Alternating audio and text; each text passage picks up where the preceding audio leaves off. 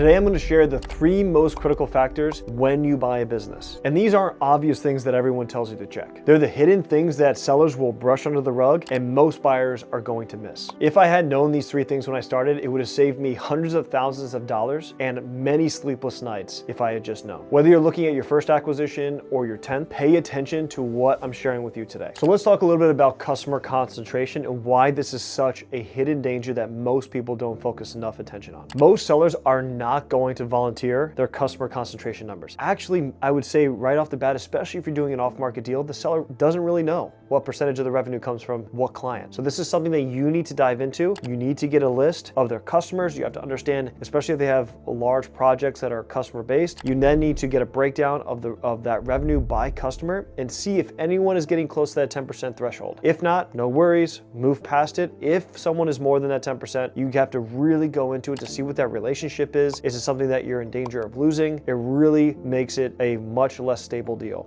when you have that in consideration. Another thing to look out for is that many businesses rely upon 1 or 2 major customers that bring in the bulk of the revenue. This is not something you want. Again, these are huge red flags. If you were to take on a business that has a majority of the revenue coming from one big client, it might be nice because you're only dealing with one client, but they can say goodbye at any point in time and you are losing a vast majority of your revenue. You do not want to be put into that position. I've seen businesses that over 70% of their revenue were coming from one client. Now they might think it's great because they have a great relationship. Even if that client's been with them for 20 years, I'm not doing it. I'm not going to do it. It is asking for trouble. This is probably the #1 killer of good acquisitions is customer concentration, especially for businesses that are only doing $1 to $2 million in revenue. Now, in order to mitigate this, we are asking from the seller a breakdown of their clients and the revenue that comes from them. Even if they don't have it on hand, they need to work on it and get that list to you. Another part of this is the longevity of those clients. So let's say they show you, hey, here's our customer concentration list. No one is over 10%, but all of the people that are on that list have been clients for less than 2 years, maybe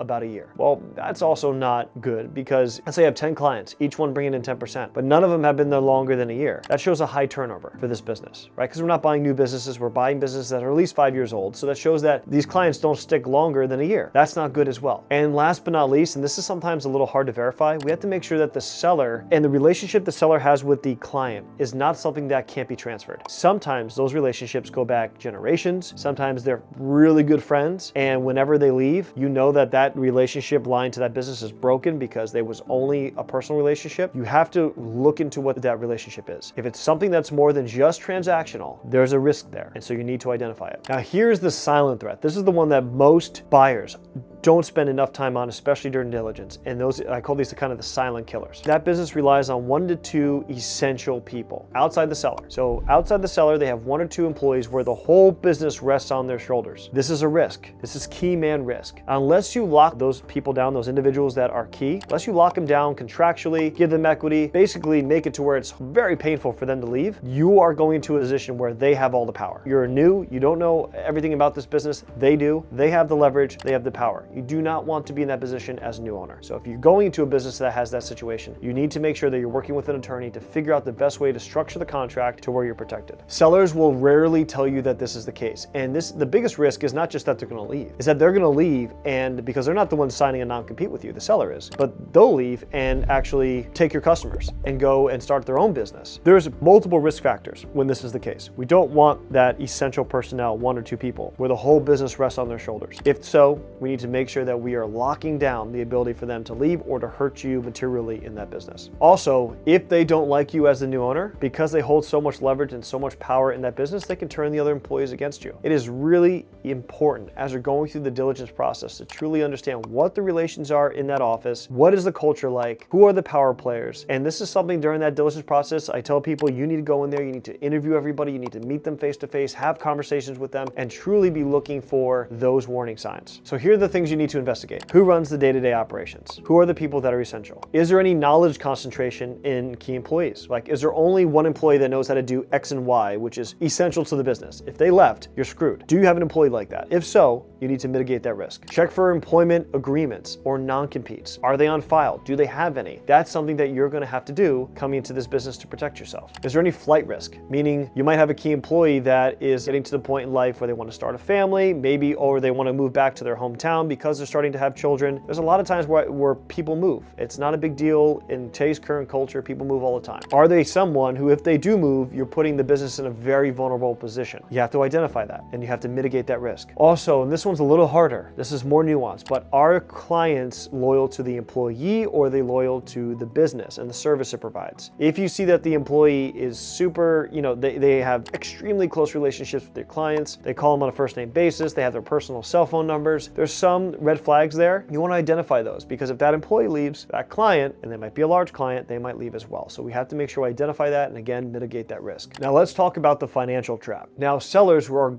just because of the nature of a sale, they're going to minimize the weaknesses of their business, especially financially. Almost all sellers are going to run their personal expenses through the business. So they use the business as their personal piggy bank, paying for cars, vacations, you name it. I've seen it all in which sellers are using the business account for things that should not be run through the business. We mentioned this before, deferment of equipment costs, right? So you're supposed to keep your equipment in good working order. That takes constant maintenance costs. Well, sometimes sellers, in order to show more profit margin, will forego doing that essential maintenance on those essential equipment so that when you buy it, you're inheriting equipment that's broken down, not working well, and that you're gonna have to quickly replace. And that puts you in a bad financial position, especially after you just acquired the deal. Another thing to look at is regulatory changes that are happening through Congress or have been proposed that can materially affect the industry that you're buying into.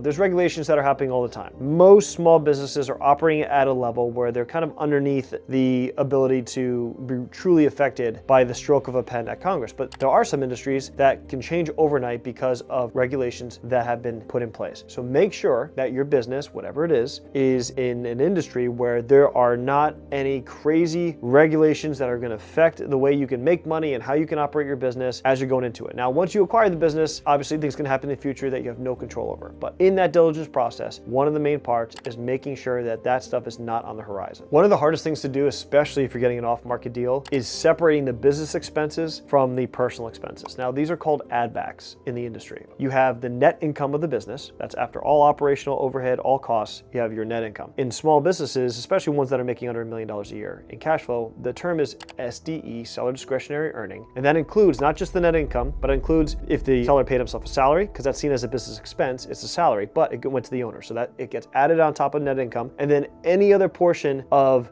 the business that the seller was using for personal expenses gets added back in. So that's why it's called an add back. And so you need to really look into those numbers, especially for off-market deals, to see all the add backs and if they're legitimate add backs being added in to that final SDE number, because that's the number that you're doing a multiple on to get the purchase price for what you're making on the business that you're offering. And so you need to be able to calculate what that is. That is what the value of the business is. It's all based off that SDE number because that's what you're basing the multiple off of. Another one that usually slips through the cracks is calculating the true labor cost if the owner is not paying themselves. So if you're looking at a business and it shows that the SDE is $500,000, the owner works in the day-to-day, but they don't take a salary. They just pay themselves out of distributions. Well, if the owner goes away after the acquisition and you're not running the day-to-day, you have to replace that owner with a GM.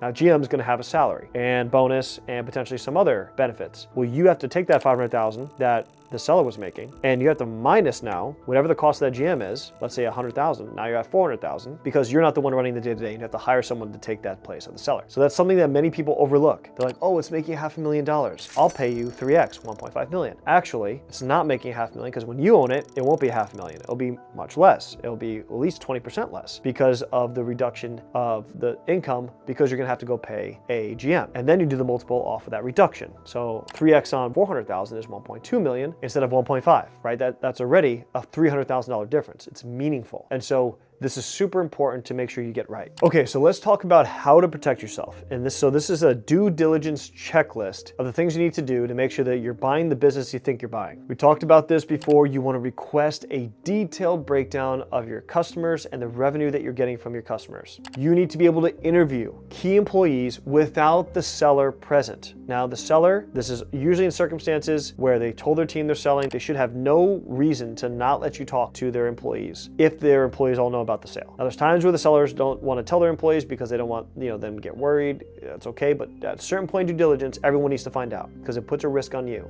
for the employees not to know. We're going to have a third party do an appraisal on all the equipment. of that business, especially if it's used in a critical nature for the service you're providing. They're going to come in, they're going to tell you the value of the equipment, they're going to tell you the stage of the equipment, how much life does it have left on it, because you're going to find out, oh, well, next year I'm going to have to buy all new equipment. This is going to cost me $200,000. That's making this deal way less profitable than I thought, right? You want to know where that equipment is in its life cycle. If you can find former employees, ones that have left, this is a lot harder to do, but if you're good at internet sleuthing, you can find people that used to work there, reach out to them, ask them about their experience. What happened? You're going to review all the contracts that they have with their customers. When are those renewal dates? What are the terms? Are you able to change pricing? That is critical as you're taking over the business. You're going to ask your legal representation that is helping you through this process to go and view all the regulatory requirements in that industry to make sure there's not new legislation coming on, or that the current business is actually following the rules and regulations they're supposed to. If they're not, let's say they're not doing what they're supposed to do, well, now you coming in want to be compliant, you might have to take on extra costs to be compliant, and that's going to lower